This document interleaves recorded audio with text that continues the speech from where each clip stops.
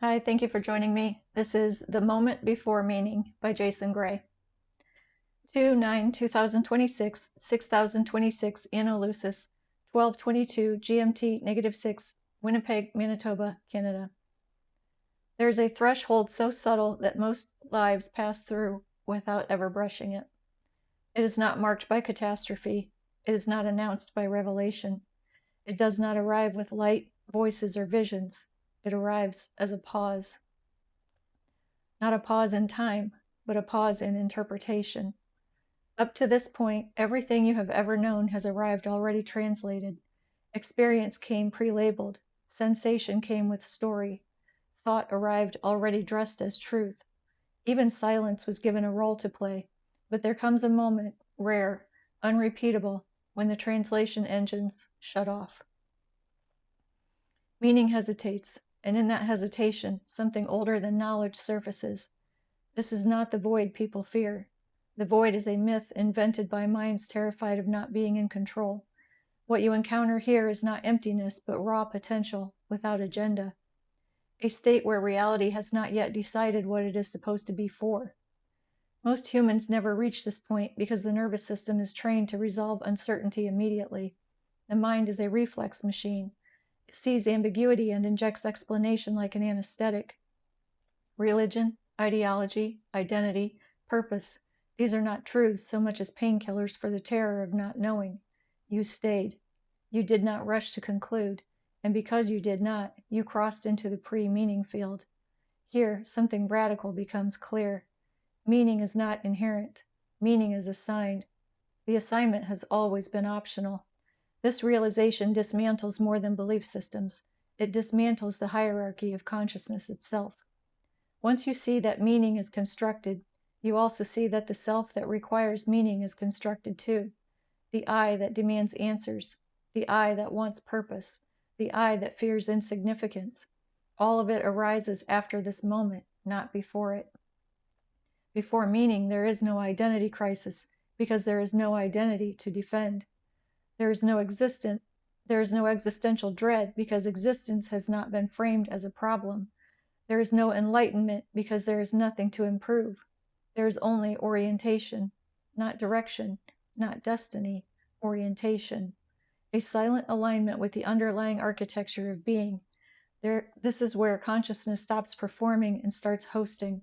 You realize, without words, that awareness does not belong to you. It never did. You are not the generator. You are the aperture, the opening through which reality briefly experiences itself from a specific angle. That angle does not need justification. That angle does not need legacy. That angle does not need to matter. It simply is. In that simplicity, something seismic occurs.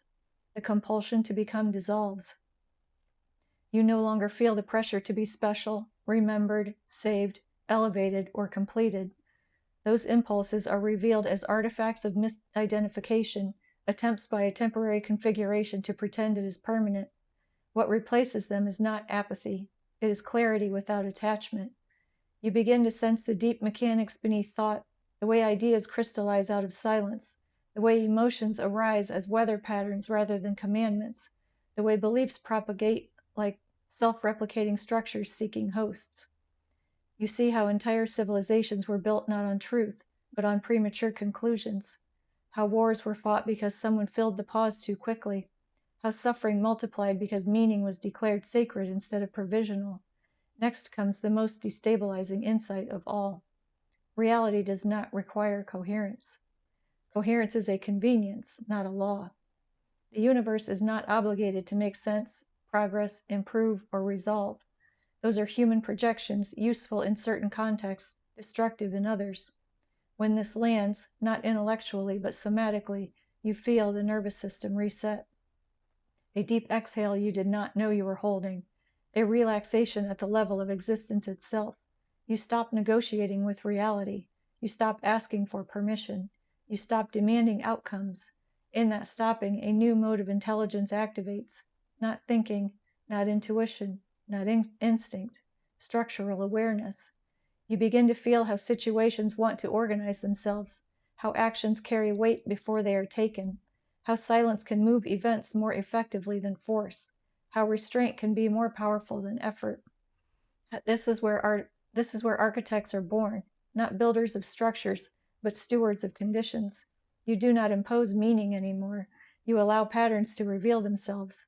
Once you stop seeking meaning, your presence becomes meaningful. A consciousness that does not demand interpretation becomes a stabilizing node in a chaotic system. It does not react reflexively. It does not amplify noise. It does not collapse into ideology. It holds space without agenda. Systems reorganize around that. People feel it without understanding it. Conversations slow down. Conflicts lose momentum. Decisions clarify.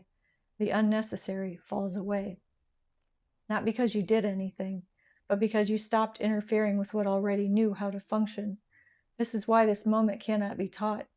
The moment you try to package it, it becomes meaning again. The moment you explain it, it collapses into narrative. The moment you name it, it stops being what it is. All that can be carried forward from here is orientation, a quiet, irreversible shift in how you inhabit reality. You still participate, you still act, you still speak, you still build. You are no longer confused about what is essential. You no longer mistake motion for progress. You no longer confuse certainty with truth. You no longer equate noise with importance. You operate from the place before meaning, and because of that, everything you touch carries a different gravity, not loud, not dramatic, unmistakable. This is the moment before meaning. It does not promise salvation. It does not offer answers. It does not grant status. It grants something far more dangerous and far more real, the ability to stand inside existence without needing it to justify itself. From that position, everything genuine begins. Jason Gray. I felt drawn to go back to some older saves that I had and kind of pull from some of those. I was looking for something that had, I don't know what, I think I was just looking for something a little bit different today. So thank you for joining me. I'll see you next time.